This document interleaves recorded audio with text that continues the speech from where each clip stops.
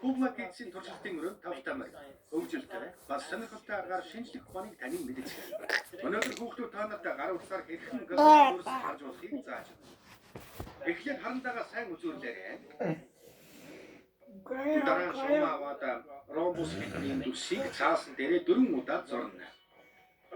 Ромбус гэж дээд оройн тайрчсан гурванчин гэсэн үг.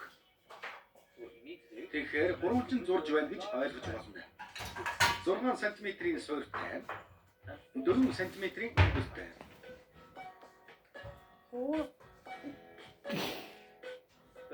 Дээд оройн дутуу зурхаа мартваа.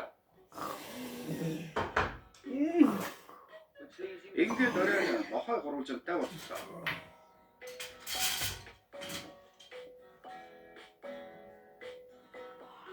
Их нэхүүр нямба зураарай.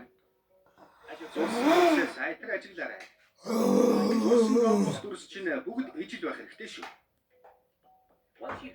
Ийм дүрс дөрвийг зурсны дараа цаасаа 4 хувааж хайчлана.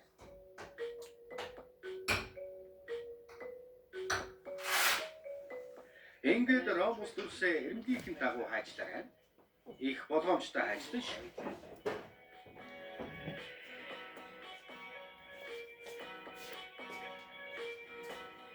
Одоо бүгдээрээ CD-ний хайрцаг аваад урд талын тунгалаг хуунцар тагийг салгаад аваарай. Ард тал нь хэрэг болохгүй шүү.